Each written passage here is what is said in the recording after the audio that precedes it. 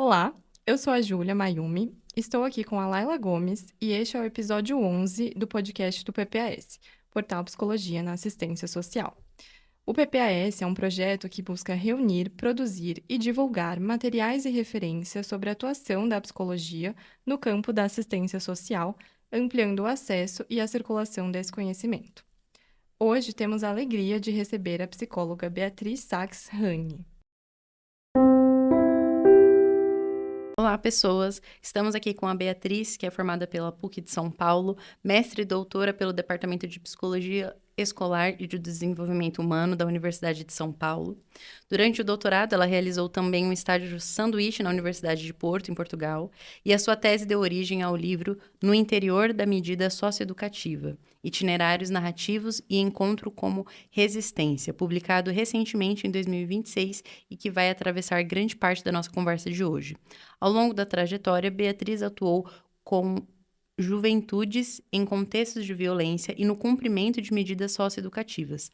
Também coordenou projetos sociais voltados à educação pública e à execução do atendimento socioeducativo, além de participar como consultora técnica em pesquisas nacionais. Atualmente é professora universitária, pesquisadora e psicóloga clínica, mantendo um forte compromisso com a formação de profissionais que atuam nesse campo.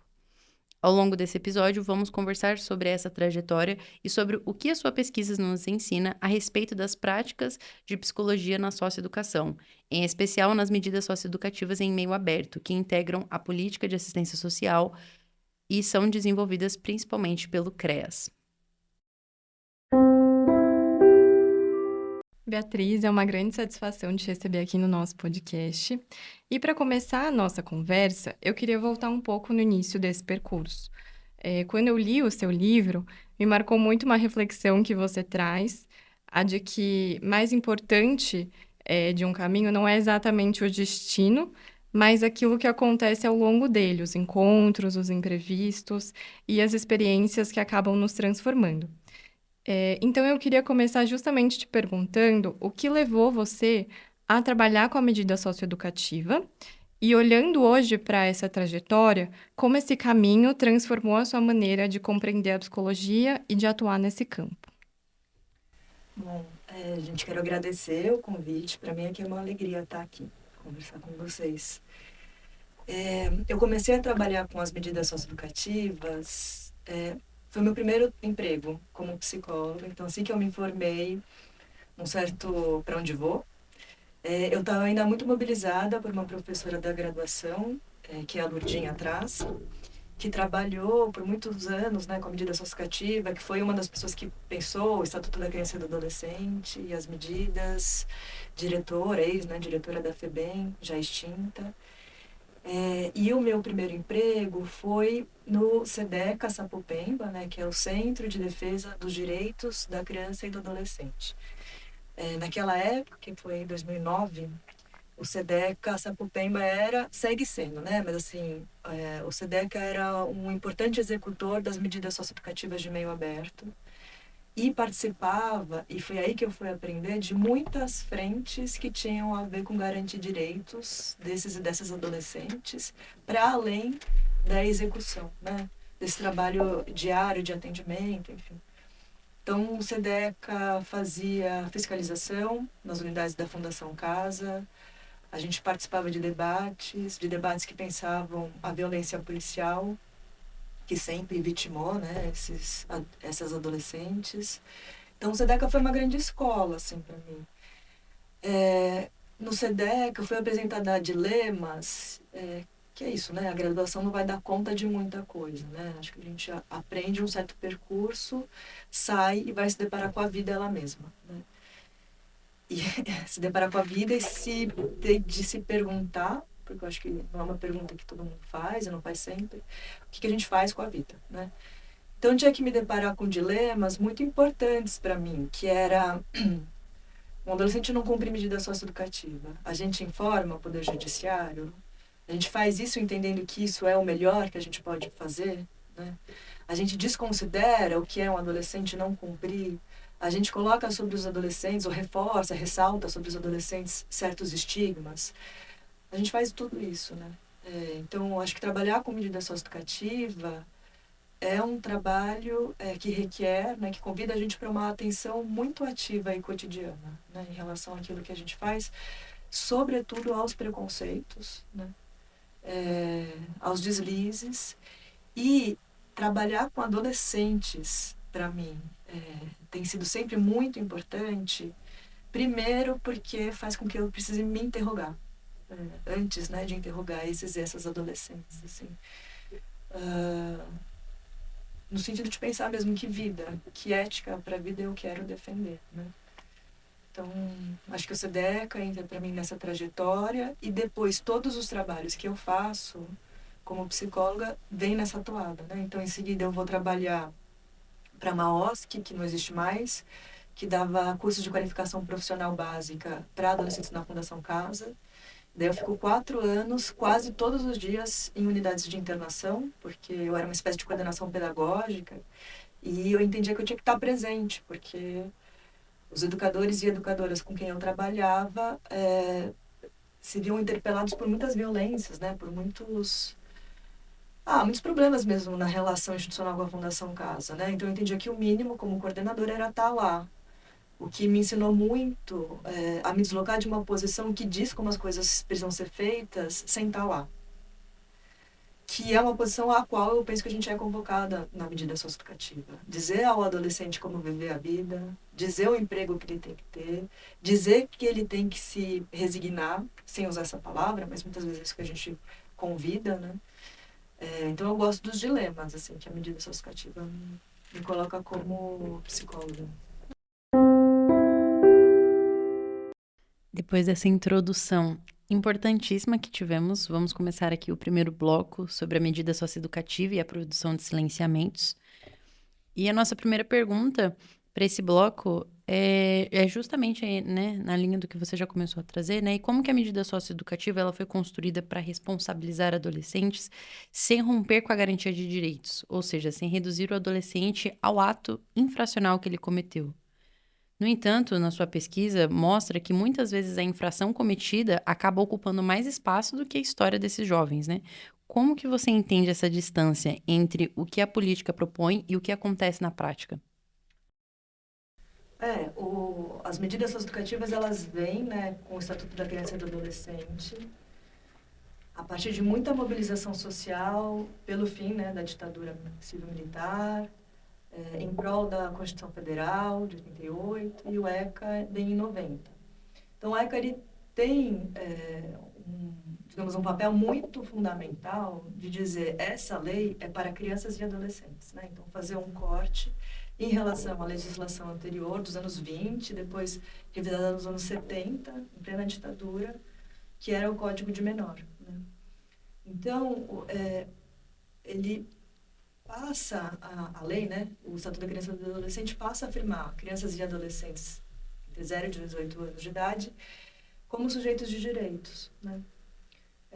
E embora tenha sido e continue sendo, né, exercendo esse papel fundamental de dizer que são sujeitos de direito, de implicar Estado e sociedade civil a, a exercer, né, os direitos, a garantir direitos, eu acho que o que a gente vai vendo, né, pelos autores e autoras que a gente estuda, né, é que a violência como uma produção social, né, então, e eu acho que o ECA vem dizer isso, né, esses que eram vistos como os menores, e tinha essa pecha, né, esse estigma, essa roupa que se colocava sobre adolescentes, crianças e adolescentes pobres e negros, né, no Brasil.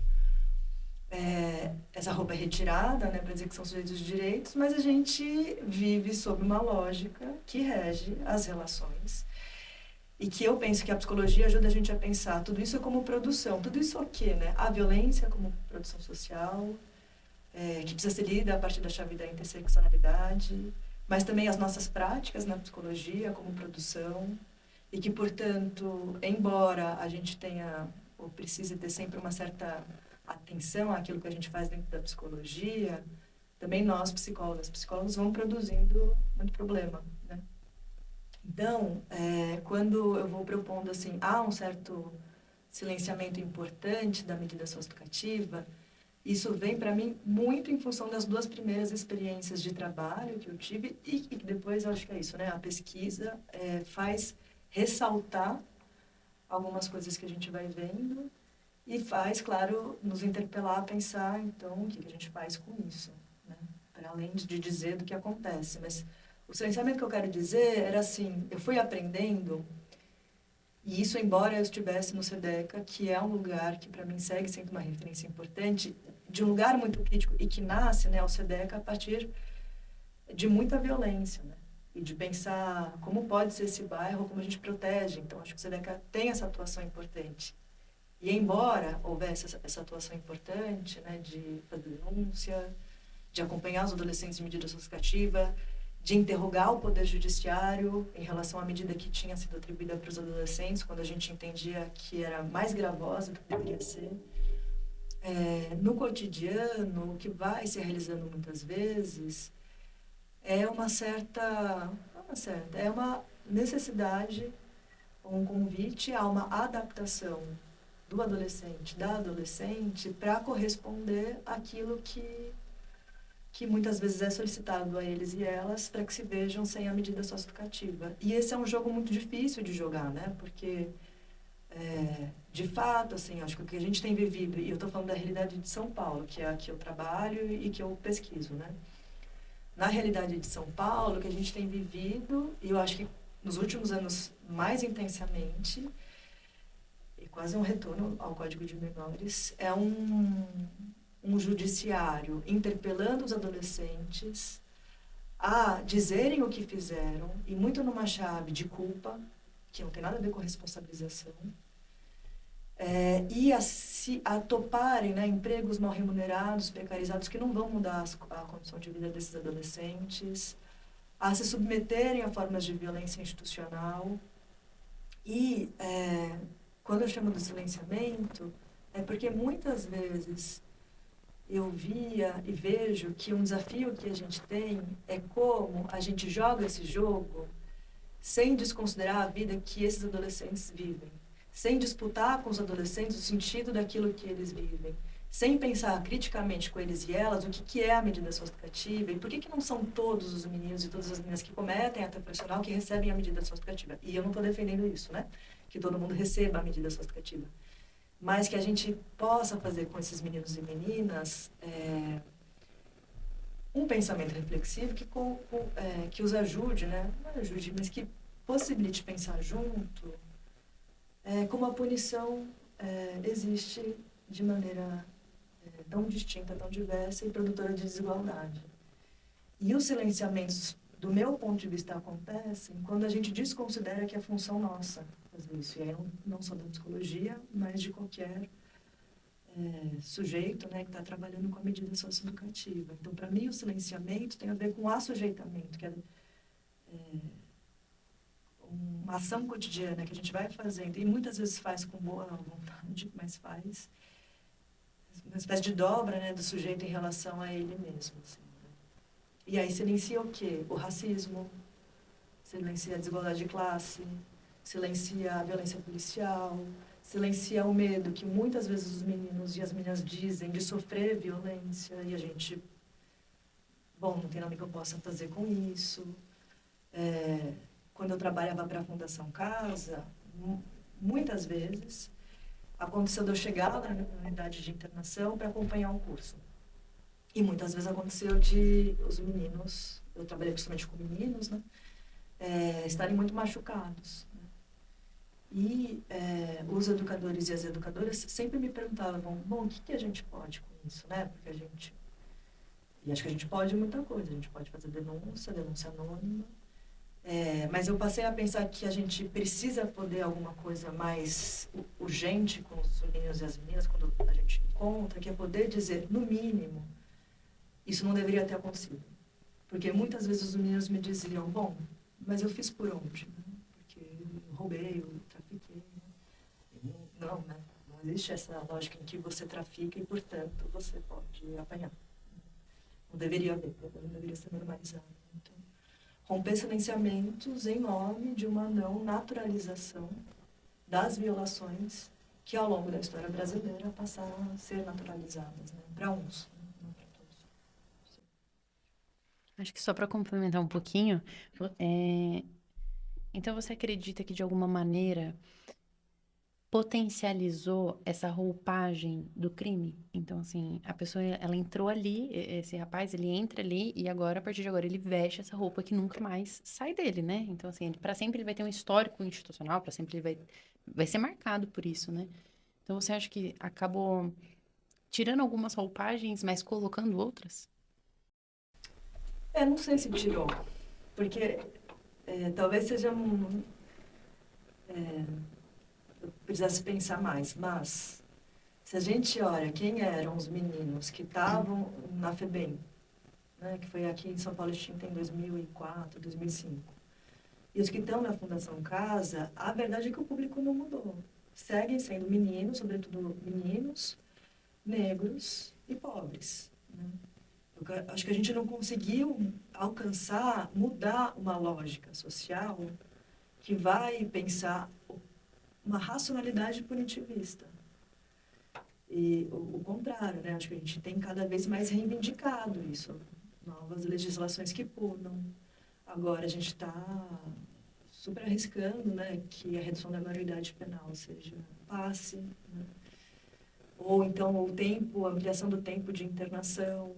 E a gente sabe, esses meninos e meninas são punidos quase a adolescência inteira. É tão comum a gente entrar na Fundação Casa ou encontrar no meio aberto meninos e meninas que passaram várias vezes, né, que vão entrando e saindo das unidades de internação, ou recebendo semi-liberdade, ou recebendo meio aberto. Então, eu não sei se a gente trocou uma coisa por outra. Porque o ECA, ele é importante para dizer, né, dos direitos. O ECA, ele é importante para dizer, olha, não dá mais para colocar um menino na frente do juiz de menor, né, que é a figura no Código de Menor, e ele decidir, sem lei alguma, que esse adolescente vai ficar internado por qualquer tempo, né? Então, agora a gente tem um tempo máximo de internação, acho que a gente tem novos problemas, né? Um dos problemas é muito ansiogênico não saber quanto tempo você vai ficar internado, embora você saiba que tem um tempo máximo para sair, né? 3 anos. Então, não sei se a gente trocou uma coisa por outra. Acho que a gente colocou outras coisas. Mas acho que a gente tem falhado em disputar, né, um lugar em que esses meninos e meninas estão sendo representados. E acho que tem um problema importante em São Paulo, que é a medida socioeducativa ter virado um lugar de garantir direitos que não são a medida socioeducativa. Né? Não é a medida socioeducativa que tem que garantir. Né? Que direito? Então, pela medida, a gente consegue vaga em escola. Beleza, acho que é isso mesmo, né? Se o adolescente não está estudando, estudar é um direito, mas a gente não tem conseguido, é isso que eu estou falando assim, pensar uma outra lógica a partir da qual um território se fortaleça para poder pensar outras práticas com as suas adolescências, né? E isso significa que a medida socioeducativa é uma parte, né? Mas muitas vezes o que a gente vê é que a medida socioeducativa fica central em garantir direitos. E como é feito, meninos e meninas, mesmo quando tem extinta a medida socioeducativa, vão voltando, né, para esse serviço. Porque, claro, que desenvolveram alguma afetividade, porque são profissionais que muitas vezes têm muito carinho mesmo, né? E muito bom ter carinho, né? A gente encontrar pessoas na vida porque a gente tem carinho. Muito ruim que se esses meninos e meninas aprendem que é pela infração, né? Você vai garantir direitos. Total. Uma coisa que você comentou sobre esse lugar da representação, você escreveu bastante isso também na sua tese, na sua pesquisa. E como existe uma disputa não só em torno das práticas da medida, mas também das narrativas que são construídas, né, sobre esses adolescentes. E por isso eu queria te perguntar como essas narrativas institucionais acabam influenciando não só o olhar das instituições, mas também a forma como esses adolescentes vão construindo a própria identidade. Acho que tem muitos caminhos. Eu penso, assim, eu aprendi sobretudo, os meninos na Fundação Casa, formas de escapar. Assim, mesmo com o corpo preso, né? A mentira era uma ferramenta que eles tinham e seguem tendo, assim. Eu fui fazer uma atividade numa unidade da Fundação mês passado E era isso, assim, os meninos iam falando alguma coisa que eles imaginavam que eu, por ser psicóloga, queria escutar. E eu falava, gente, eu não vou fazer relatório, a gente só veio trocar ideia. Então, acho que tem formas de escape. Para dizer assim, se tem uma certa dimensão em que eles e elas vão aprendendo algo sobre si, de desviado, né? Assim, de alguém que não pode ter medo, e que daí eu pensaria que não é só a medida socioeducativa, mas como a gente vem pensando masculinidades no Brasil, né? E esses meninos, eles estão reproduzindo alguma coisa que está enlaçada ao universo criminal, né? Essa coisa do sujeito homem, e de que não chora, e que não tem medo, mas isso, na minha perspectiva, é anterior à medida socioeducativa. Que eu acho que aí tem uma combinação perigosa, né?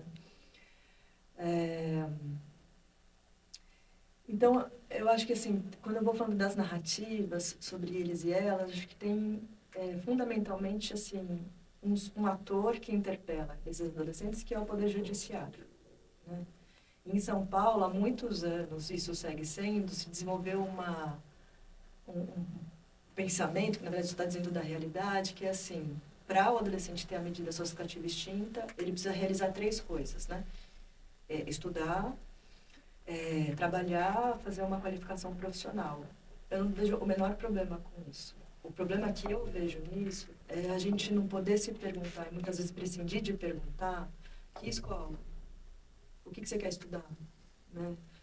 O que é necessário para ir à escola? E é muito mais do que a matrícula escolar, é ter um tênis, é saber se a condução passa perto, é saber onde é a escola. Então, por exemplo, eu trabalhava numa escola, num projeto na Brasilândia, no fundão da Brasilândia, e um adolescente que estava lá estudando, porque a família morava lá, cumpria liberdade de assistir, semi-liberdade, desculpa. Então, ele tinha que voltar, estudar à noite, voltar para a semi-liberdade no Belém.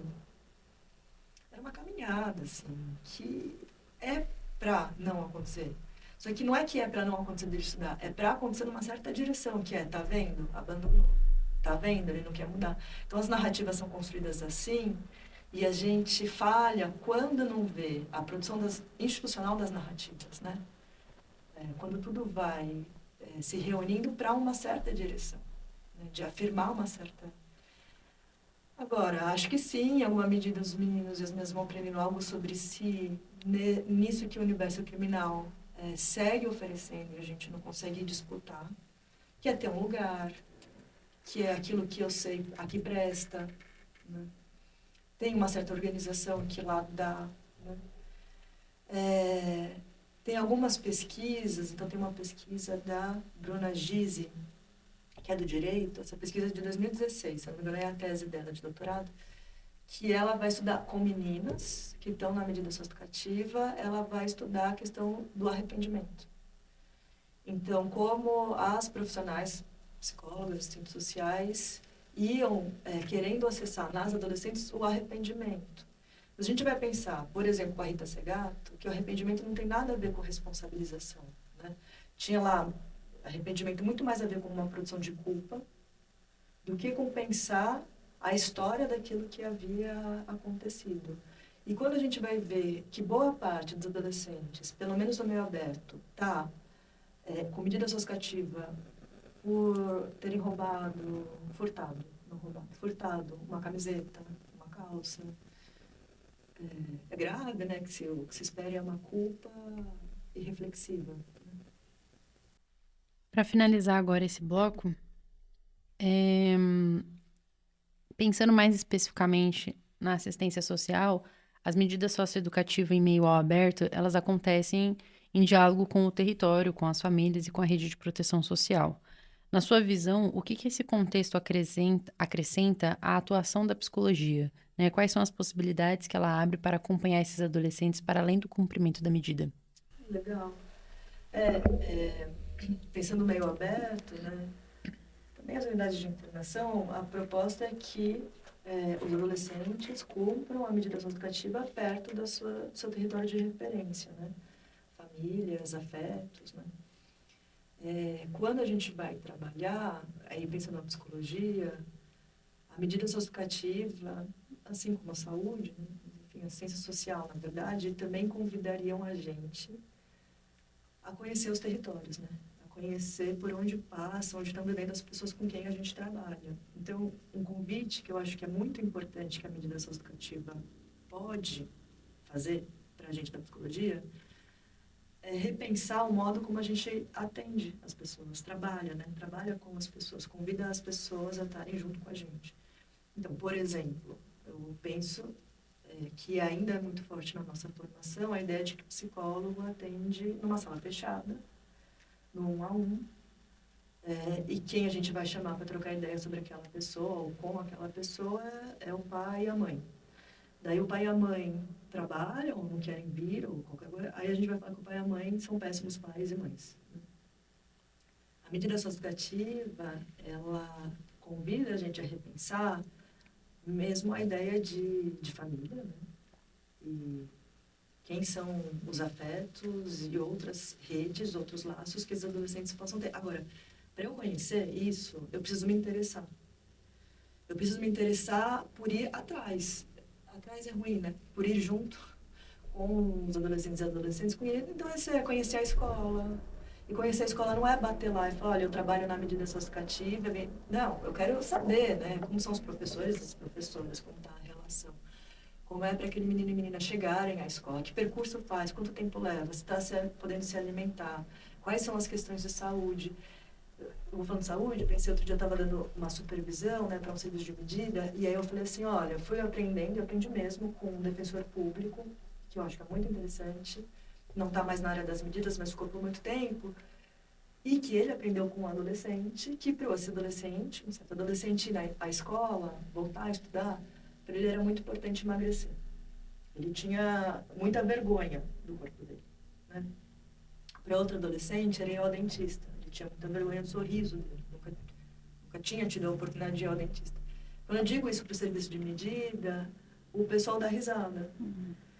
E aí eu pensei, mas caramba, né? Porque todo mundo tem alguma relação com a aparência. Todo mundo se vestiu, tomou banho, né? Se arrumou.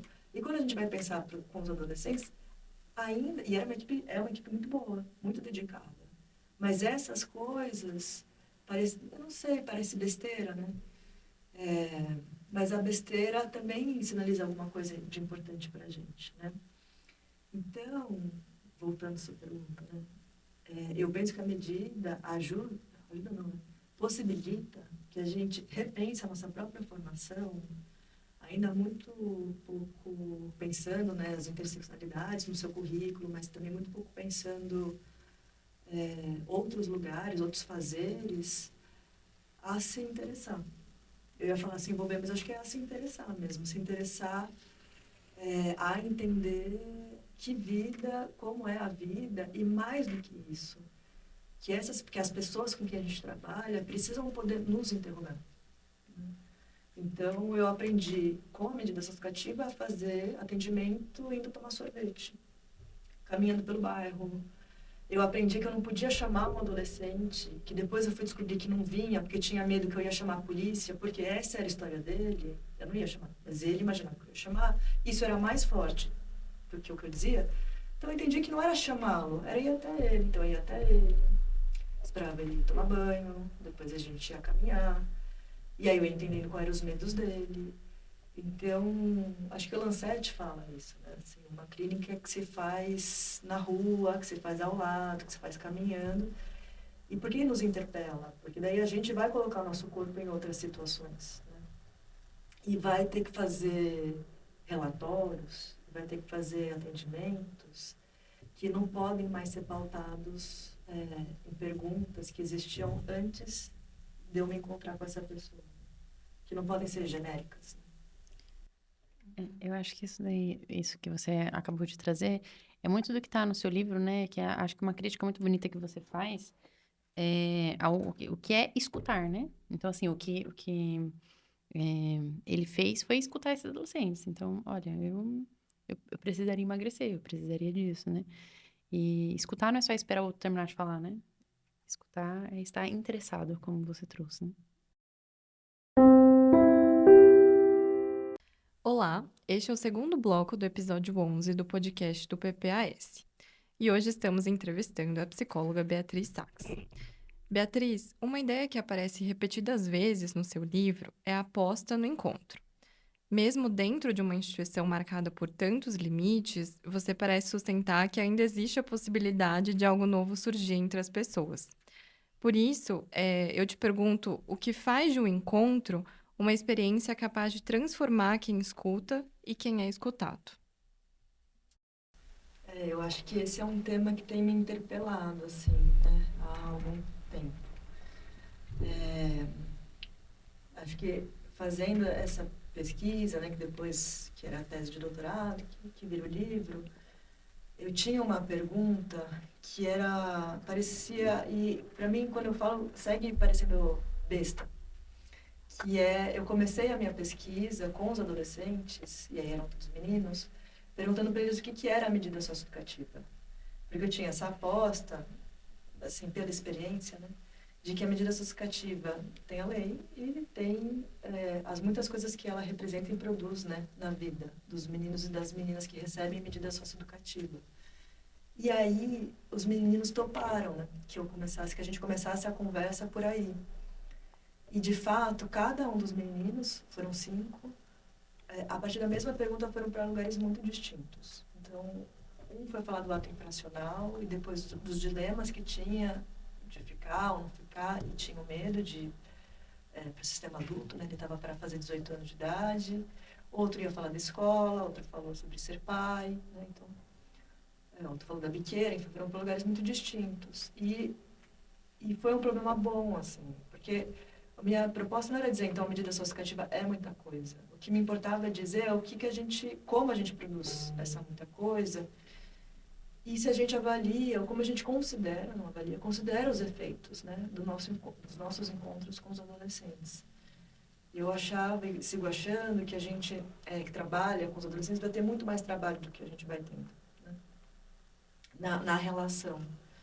E com os meninos, acho que desde do trabalho na Fundação Casa, que não tinha a ver com doutorado, que era um outro tipo de trabalho, sempre aprendi muito com os adolescentes e com o espanto que eles me causavam com o meu próprio moralismo, né? Então, quando os adolescentes vinham para mim e falavam, senhora, vê se está bom isso que eu vou falar para o juiz, e que eram mentiras, meu primeiro pensamento é, como assim mentira? E que bom que durava pouco, né? Para falar, bom, ele está preso, né? Ele tem o direito de sair. Então, isso, para mim, é transformador, né? Assim, no sentido de me dar conta da vida protegida que eu levei e tenho levado, e de que não dá para eu usar essa minha vida, ela não pode ser a lente para eu olhar para o mundo, né? Porque as pessoas estão vivendo experiências muito distintas das que eu vivi nessa minha vida protegida. Então, para falar assim, acho que tem isso que me convida, né, a mudar, mas também acho que tem uma coisa assim, quando a gente tem uma disponibilidade para o encontro, o que é isso, disponibilidade para o encontro, né? Exatamente não é sentar e trocar ideia apenas. Mas eu conversar sem estar pensando o que eu vou dizer em seguida, eu ter um deslumbramento, quando a gente pode dizer, inclusive em relação às coisas que são difíceis, eu não antecipar um afeto do adolescente ou meu em relação àquilo que ele vai dizer, por fim eu poder me surpreender, né? E isso, para mim, e acho que muito inspirada no Fernand Deligny, né, que foi um pedagogo francês que trabalhou com crianças e adolescentes tidos difíceis, e o Deligny falava, né, quando trabalhava com crianças e adolescentes com autismo, eles estão se comunicando, a gente aqui não consegue escutar porque a gente quer outra coisa. Isso, para mim, é alguma coisa de uma dimensão da experiência que é muito importante. Tudo que não pode, o Foucault fala, né? Tudo que a gente deixa de olhar porque está olhando para outro lado, né? E o que isso pode dizer de nós. Mas o que eu ia dizer assim, nessa espécie de encontro, ou numa ética, né, desse encontro, para mim segue sendo muito bonito e muito importante ver acompanhar adolescentes que se sentem efetivamente escutados. Eu quero dizer com isso que eles, quando eles têm a ocasião no encontro, não só comigo, né? Claro, mas quando eles têm a ocasião de serem escutados, exatamente naquilo que eles estão dizendo, né? E aí aparece o quê? Aparece a dúvida, aparece toda uma complexidade que não pode aparecer, né? Quando a gente vai enquadrando esses meninos e meninas. Agora, eu acho que essa espécie de encontro é muito difícil de acontecer, ela requer muito da gente, e ela requer condições, inclusive condições de trabalho, que são muito importantes, né? Então, a condição salarial, o deslocamento desse trabalhador e trabalhadora, né? Quais são, de fato, assim, a quantidade de trabalho, tudo isso é o interesse, né? Porque tudo isso pode ser maravilhoso e não haver o interesse. Agora, eu acho que ter feito uma pesquisa, portanto, não como trabalhadora mais da medida socioeducativa, mas na vizinhança, né? E ter tempo para fazer a pesquisa e para reescrever muitas vezes foi fundamental para alcançar isso, que acho que você vai me perguntando, que é essa dimensão do encontro, porque segue sendo uma pergunta assim, bom, mas o que produz essa dimensão do encontro? E eu diria, primeiro, disponibilidade, alguma coisa que tem sido cada vez mais difícil, né? De se encontrar. Agora, que, por fim, né, e no começo da resposta, eu acho que tem isso, né? Essa dimensão do encontro que é o interesse. E que é muito difícil sustentar o interesse quando a gente senta com uma outra pessoa querendo escutar uma certa coisa. Que daí não é interesse, né? E talvez uma burocracia. Uhum. Como não ser um burocrata? Para que haja, né, o encontro. Uhum. Sim. Em determinado momento da sua pesquisa, você escreve que encontrar-me com eles era sempre me deparar com a minha surdez. Essa frase ela parece mostrar que escutar também exige reconhecer os limites da nossa própria escuta. O que essa experiência ensinou para você e quais são os maiores desafios para sustentar esse tipo de escuta no cotidiano institucional? Eu acho que essa frase que eu escrevi, ela vem muito fortalecida por um encontro com um adolescente, que exatamente ele estava com 17 anos de idade, envolvido com roubo, furto, desde os 12, e faria 18 anos logo mais. E a gente fazia um trabalho de escrevendo texto, né? Então, eu escrevia a partir do que a gente tinha conversado, e eu lia junto, e a gente ia refazendo o texto toda vez que ele achava, né, necessário. E aí, num certo encontro, o que eu escuto e escrevo isso, na hora era mais ou menos isso, né, na hora do assalto, da ação, é melhor não ter um revólver na mão, para não correr o risco de atirar. Eu pensei, escutei e escrevi quase isso. Quando eu volto na semana seguinte e mostro para ele, ele fala, não foi isso que eu disse. Eu disse que na hora da ação é bom ter um revólver, porque é melhor matar ou morrer do que ir para aquele inferno que é a prisão. E eu falei, caramba, olha o que eu escutei, olha o que você falou, né? E aí a gente foi refazendo, eu falei, me conta, né? A gente foi conversando e eu fui embora pensando o que eu tinha escutado, por que eu tinha escutado aquilo, e eu tenho uma pista, né? Para mim era muito importante não desenvolver na minha cabeça a imagem daquele adolescente com o revólver na mão. Eu achava que, né, muita violência nesse gesto de ter um revólver na mão, mas, sobretudo, porque ele vinha dizendo que não era isso, é que isso acontecia também no cotidiano dele. Isso acontecia muito mobilizado pelo fato de que ele simplesmente não acreditava, e não acreditava em função do que as pessoas devolviam a ele, ele não acreditava que era possível ser bom em outra coisa. E naquilo ele era bom. Né? Ele era corajoso. Só que também ele mostrava que era uma coragem que ele via como exigente dele, porque não dava abertura para outras coisas.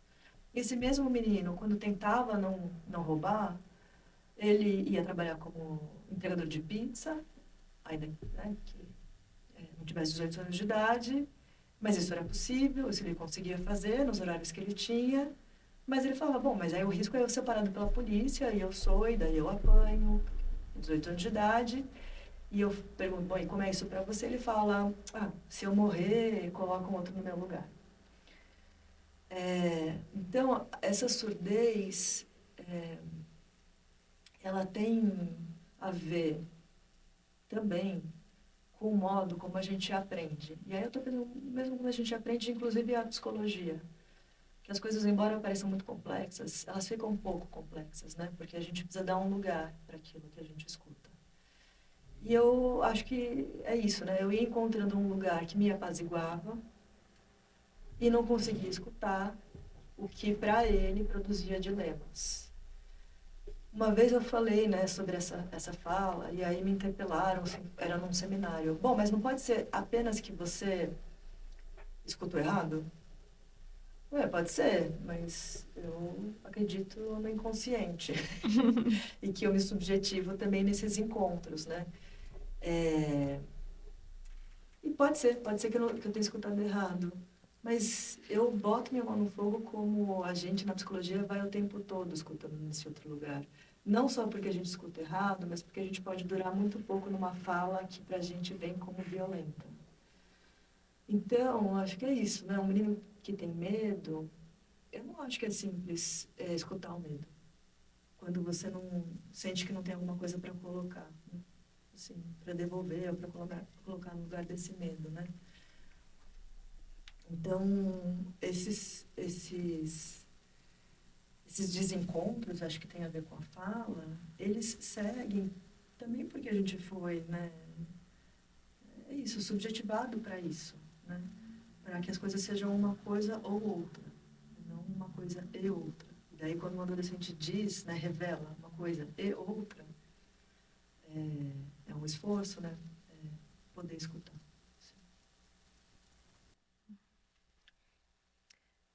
A última pergunta é que, em relação à narrativa, ela muitas vezes ela é compreendida como uma forma de resistência, né? Quando ela se torna uma possibilidade de romper com essas histórias que aparecem prontas, esse enquadramento mesmo que você mencionou. Então, que lugar narrar a própria história pode ocupar na construção de outras possibilidades de existência?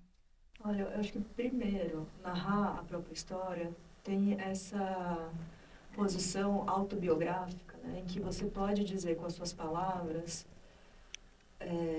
o vivido, né, sem precisar significar, ou seja, sem precisar chegar num ponto final. E nas interações, né, e aí eu acho que estou pensando assim, dentro da política socioeducativa, a gente está o tempo todo buscando um ponto final, né? A gente está buscando o fim da medida socioeducativa, a extinção da medida para cada adolescente. Esse também é um ponto final, né? Mas eu tinha, assim, o que para mim passou a ser um problema no encontro com os adolescentes é que muitas vezes a gente estava, e eu estava também, com esse adolescente fazendo tudo para que ele tivesse medida extinta. Eu acho que isso é também defender o ECA, no sentido de que é a brevidade da medida socioeducativa. Ou seja, não alongar a medida socioeducativa porque o adolescente não está trabalhando se a gente não coloca o trabalho como uma questão da medida socioeducativa, entende? Assim, então, beleza. Mas eu tinha um incômodo que era, o que que fica? Porque, e esse só incômodo só existia porque daqui a pouco ele voltava. Né? Então eu pensava, caramba, né? Mas o que ter passado aqui, e não é só a medida social, mas aqui o encontro com a gente pode produzir, né? E eu penso que a história da narrativa, ela, para mim, né, tem a ver com esse lugar, assim, digamos, autobiográfico. Com a gente não precisa significar nada quando a gente escreve. Né? A escrita em si já é um exercício muito interessante. Poder contar a própria história, desde a própria perspectiva. E aí me interessava que era no encontro com o outro. Então, os adolescentes não estavam apenas escrevendo, eles estavam o tempo todo interagindo comigo, né? E o que a escrita deles interagia, né? Então, a gente estava o tempo todo trocando. A narrativa, ela convida a gente a poder estranhar aquilo que a gente escreve, o modo como a gente escreve. Então, era muito interessante, porque eu ia para casa e eu mesma escrevendo a partir dos encontros, pensava, por que essa palavra nessa frase? O que eu também, né, vou produzindo com a minha escrita, que é assujeitador, que pode ser uma forma aprisionante, né? Então, acho que tem essa dimensão. E, na medida socioeducativa, a questão da escrita, né, da narrativa, que a gente está falando de narrativa escrita, né, é porque se escreve muito na medida socioeducativa. Então, você escreve relatório técnico, você escreve relatório judicial, você faz pauta de reunião de rede. E a gente está o tempo todo escrevendo sobre adolescentes que não estão no momento da escrita. Então, por exemplo, uma coisa que eu chutaria ainda muito comum na medida associativa é fazer relatórios sobre os adolescentes que vão para o judiciário, sem os adolescentes sequer saberem o que está escrito ali. E a gente está falando de sujeitos que possam se responsabilizar. Como é que você se responsabiliza dessa forma, né? Com uma coisa tão apartada, né? Como a escrita é tão comum, é tão frequente, né? Tão presente na medida associativa, eu pensava, muito, a gente tem que interpelar a própria escrita. Eu tive experiências atendendo adolescentes em que a gente escrevia juntos o relatório. E daí eles tinham que saber com os problemas que estavam lá, porque se eles não cumpriam medida, eu não ia mentir, e eram bons problemas, porque isso é ocasião para poder refletir, né? Então, acho que a questão da narrativa tem esses dois caminhos. É uma questão de realmente poder contar a própria história para alguém que tem vontade de escutar, ou que possa vir a se interessar. Enfim, e um segundo lugar, que é poder interpelar esse dispositivo tão presente na medida associativa que é a escrita. Porque a gente vai escrevendo, achando, supondo que sabe muito.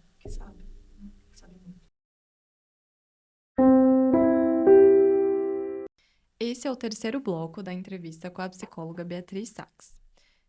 Na socioeducação, a escola e o trabalho costumam aparecer como sinais importantes de responsabilização e mudança. Mas, na prática, essas experiências nem sempre significam pertencimento, reconhecimento ou acesso efetivo a direitos. Como você enxerga essa tensão? E o que precisaria mudar para que a escola e o trabalho deixassem de ser apenas indicadores de adaptação e passassem de fato a ampliar as possibilidades de futuro desses jovens? Acho que é uma boa pergunta, assim. É que um grande problema é que onde está o sujeito dessa frase, né? Os adolescentes se adaptarem, os adolescentes toparem. Eu acho que, assim, sinteticamente, ou para começar, né, porque eu não consigo ser sintética, tem que mudar o sujeito, né, da frase. Que escola? E como a gente está pensando na escola? E como a gente está fortalecendo as políticas nos territórios? E como a gente está pensando que esses adolescentes estarem em outros territórios, né? Eu gosto muito de um texto, não sei quantos anos ele tem, já tem 10 anos, de uma historiadora carioca, que é a Vera Malaguti Batista, que é da Criminologia Crítica. Chama Adeus às Ilusões Re. É um texto que é muito fácil de ser encontrado online. E a Vera, ela está exatamente discutindo a ideia de ressocialização, reeducação, né? Então, adeus às ilusões. Numa sociedade como a brasileira, que vai produzindo muitas experiências pautadas na desigualdade de classe, no racismo, na desigualdade de gênero, e pensando em adolescentes, no etarismo, né? Então, ela fala assim, ou a gente olha para o que a gente está produzindo e aquilo que tem produzido o universo infracional como uma possibilidade de vida e de existência para muitos e muitas jovens, né, adolescentes, ou a gente está o tempo todo, no mínimo a gente tem que ter explícito, o que a gente está fazendo é ressaltando uma falácia de que é possível ressocializar ou reeducar sem que isso implique, e eu pensando em resignação, a gente pode pôr um outro né? Então, o que eu falo assim, qualquer proposta de trabalho né, que pense uma outra vida, né, dentro do universo criminal, infracional, né, que não considere o que produziu a infração como uma possibilidade, ou é uma falácia, ou a gente precisa ter essa convicção, a gente está produzindo isso, né? E a gente está produzindo práticas que depois só servem para a gente ir para casa pensando, bom, eu fiz o que eu podia, né? Então, é mudar mesmo o sujeito da frase. A gente ainda tem trabalhado, sobretudo, né, pensando os adolescentes como os que precisam mudar. E claro, assim, acho que que mudar não é um problema, né? O problema é a gente querer, né, solicitar isso, essa mudança, achando que a gente não faz parte disso, ou que a gente não faz parte do problema que produziu, né, a coisa. Assim, escola, trabalho são importantes. A gente está aqui, né, em torno disso, porque a gente está estudando, porque a gente está trabalhando, né? Mas essa conversa que a gente estava tendo antes, né, poder escolher onde a gente está. Isso é difícil, às vezes, poder fazer as escolhas. E não é que a gente possa escolher tudo, mas é saber que para esses, ou para muitos desses meninos e meninas, as possibilidades de escolha, de variação, de poder conhecer outras coisas, de poder dizer de si, de poder andar por outros territórios, de poder... Por que a gente ainda não está falando de cultura também, de esporte, de lazer, de tempo livre, né? Eu lembro de uma frase que eu escutei em 2021, por conta do doutorado sanduíche, era uma época que o Emicida estava fazendo uma residência na Universidade de Coimbra. Aí eu fui lá e tal, e ele falou essa frase que ficou para mim. Ele falou, a primeira coisa que roubam de um menino pobre é a tranquilidade para poder pensar. E para alguém que viveu como eu vivi, com muitas ou todas as facilidades, é uma frase até estranha, né? A possibilidade de poder pensar. Né? Então, assim, como é que a gente fortalece escola, cultura, lazer, saúde? A gente sabe que cada um desses campos, cada uma dessas políticas é uma complexidade, né? A gente sabe que escola não é só matrícula, é experiência escolar. A gente não teria tantas pessoas, e quantas pessoas aqui, né, da USP pensando as experiências escolares, produtoras de desigualdades, né?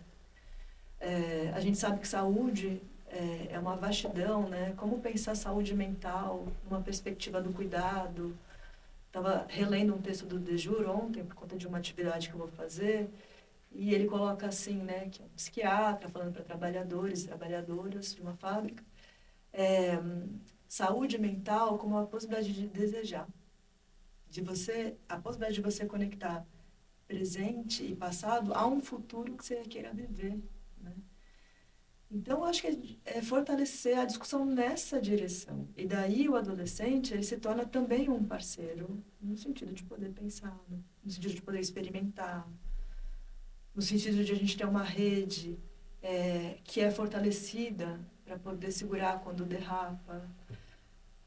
Eu vou vendo, né, os territórios das medidas socioeducativas, territórios periféricos em São Paulo, que lamentam muito pouco quando o adolescente é assassinado pela polícia. Então, quando a gente está falando de educação e saúde, a gente está falando desse menino que sabe que pode vir a ser morto pela polícia.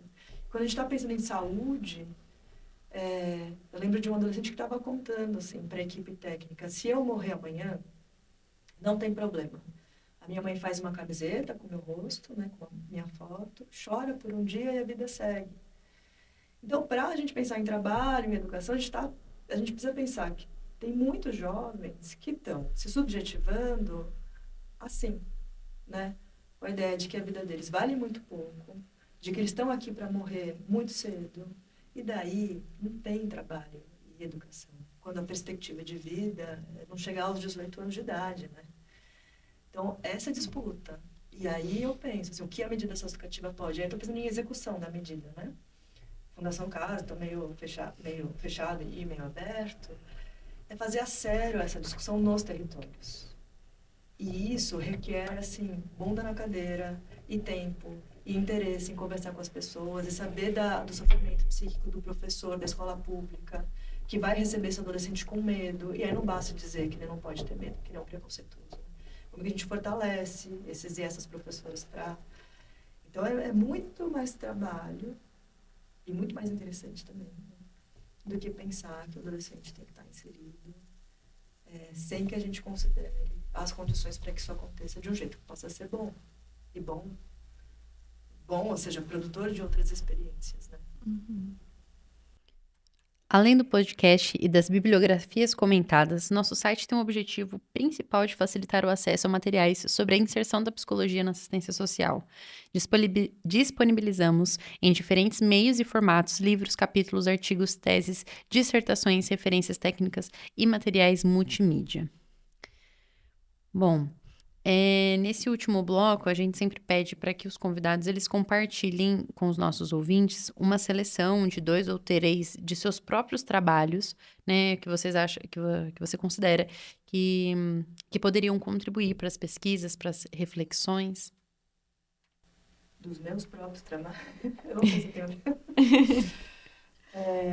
Que tem um texto que eu gosto muito, que eu escrevi com a Janaína César, que é uma professora da UFES, da Psicologia Institucional, que está no prelo, deve sair no segundo semestre, e que a gente está falando um pouco, a gente está pegando a questão da ressocialização e criticando para poder pensar a formação de trabalhadores e trabalhadoras na medida socioeducativa.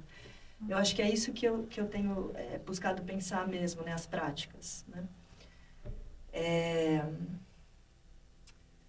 Tem o livro que saiu agora, que eu tenho muito carinho, assim, porque foram 5 anos, né, assim, desse trabalho. Ai, gente, eu conseguiria falar de muitos. Os meus, eu acho que eu preciso pensar e mando para vocês depois, assim.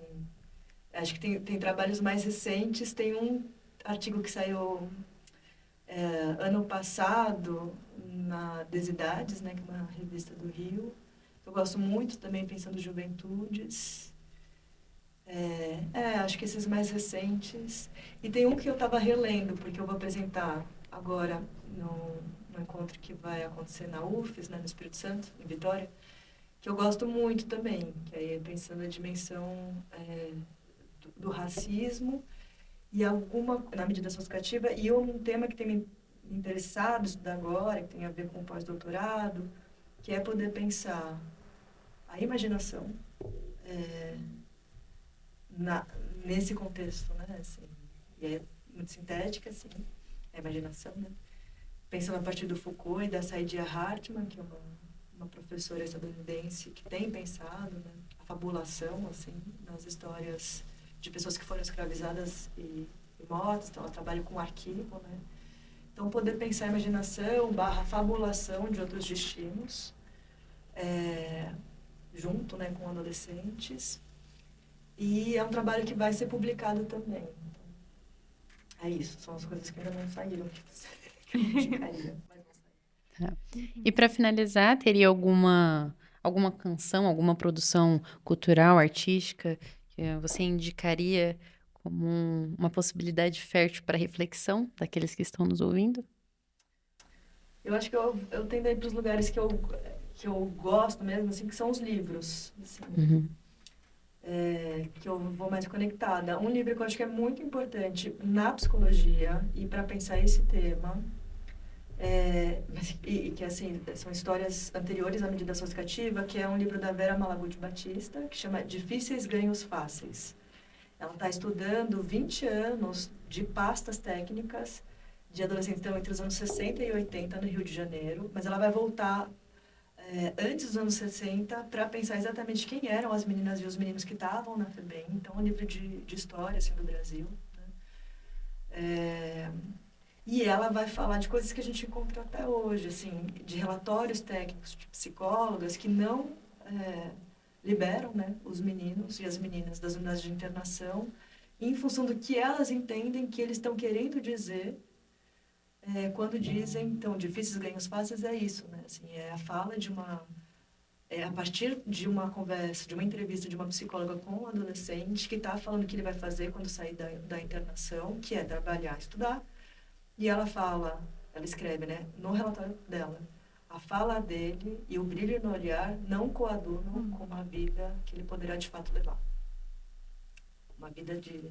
E aí a Vera fala, uma vida de ganhos fáceis, mas conquistados muito arduamente. Então, esse livro eu indico muito. Tem o livro da Saidiya Hartman, que eu gosto muito, que é O Vidas Rebeldes, Belos Experimentos, para poder pensar um pouco da fabulação, mas da narrativa, da construção de outras histórias, né, a partir do vivido. Acho que assim, de pronto, eu pensaria nesses dois. Então, tá bom. Muito obrigada, Beatriz, pela pela sua participação, pela sua generosidade em compartilhar aqui com a gente um pouco da sua experiência, do seu trabalho, tudo. Foi uma conversa muito pertinente, eu tenho certeza que vai despertar ali grandes curiosidades ali, pequenas e grandes curiosidades dentro dos ouvintes. E é Muitas isso. reflexões também, Sim, né? sim. Total. Ah, eu queria também agradecer imensamente pela sua disponibilidade, pela sua participação. Foi um prazer, uma honra te ouvir.